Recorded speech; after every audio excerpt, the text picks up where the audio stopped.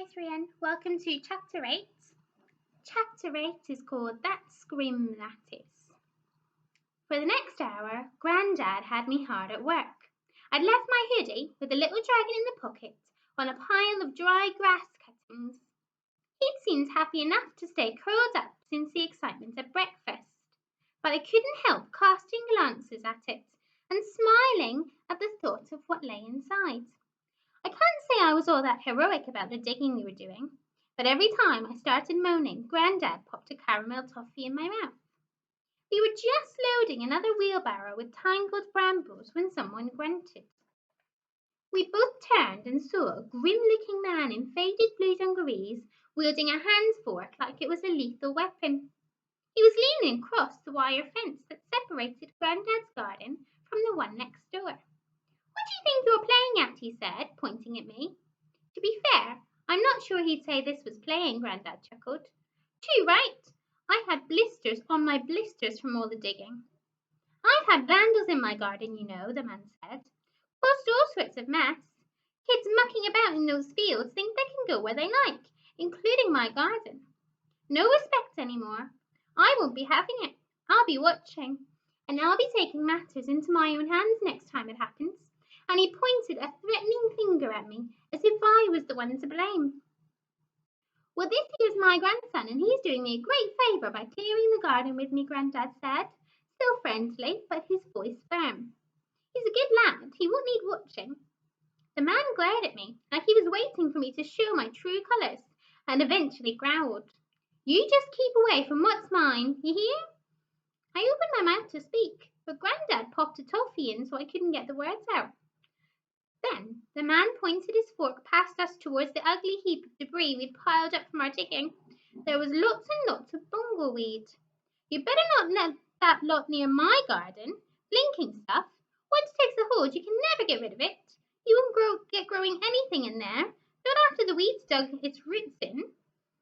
Well, it's early days, but we'll get there, said Grandad, ignoring the old man's tone. He was like a chirpy robin cheerfully making its nest on a Rottweiler's head. Feeling disgraced this, the man said, waving in the general direction of Grandad's garden, and he turned away, mumbling something else under his breath. Who is that? I asked.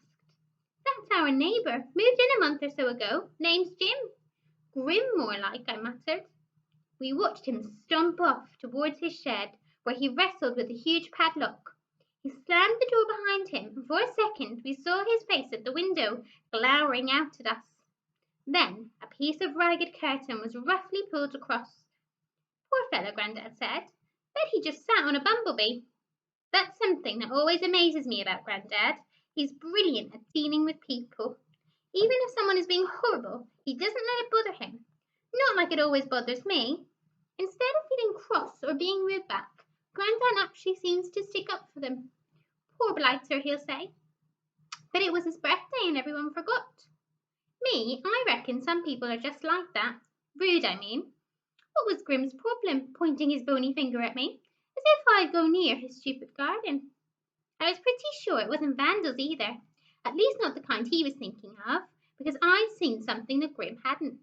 There were dragon fruits littering the ground around the tree that burst open, leaving trails of messy pulp across the dirt. I counted them. 1, 2, 3, 4, 5, 6. 6 burst fruits. But did that really mean there were 6 tiny dragons hatched and on the loose? If so, where were they now? As I walked home, I kept my hands in my pocket. I needed to feel the little dragon, just to check that this was all truly happening, because everyone always says I have a great imagination. And it's true. I don't just daydream. I daydream in Technicolor with surround sound. So it could have all been wishful thinking, couldn't it?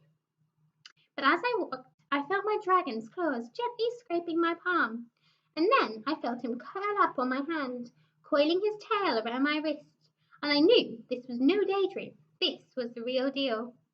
I looked up at the clouds and imagined my dragon flying through the sky fully grown, soaring up into a blue, a jet of flame blazing from his mouth, me on his back, inside my pocket, his hot breath warmed my skin, and with every puff, the dream of flying flared brighter. But by the time I got home, I knew that dreams of flying would have to wait, because let's face it, my dragon didn't even fill his shoebox. I wasn't going to get far on him. And as for jets of flame, the most he spluttered out were sparks. And that was mainly because he kept sneezing. He seemed to have a cold or be allergic to everything. As I climbed the stairs, the dragon popped his head out of my pocket and sneezed for the gazillionth time. Covering my hand with the end of my sleeve, I caught the glowing spark before it could singe the carpet. I was going to be an ace cricketer at this rate. I'd have the sharpest reflexes in the school. Safely in my room, I lifted him out and settled him on my desk. He hopped about, inspecting things. I wondered what I was going to call him. Red, Scorch, Blaze. I tried them out, calling them to him. They were all good dragon names, but none of them quite fit this little shimmering creature. Obviously unimpressed by any of the names so far, he flew over to my cheese plant and started nibbling at the few remaining leaves. When he'd eaten his fill, he fluttered up to my shoulder and curled his tail around my neck. His scales glimmered turquoise, gold, and back to ruby red, like a contented wave of colour flickering over his body. Flicker, I smiled and said the word aloud. The dragon tilted his head and looked at me. He uncurled himself, rose up into the air, and sent out another spray of sparks in a glittering arc. And as he did, his scales flickered again, this time in the sunlight that shone through my bedroom window. I laughed, racing to snuff out each spark. Okay then, flicker it is. Okay, Srian, see you tomorrow.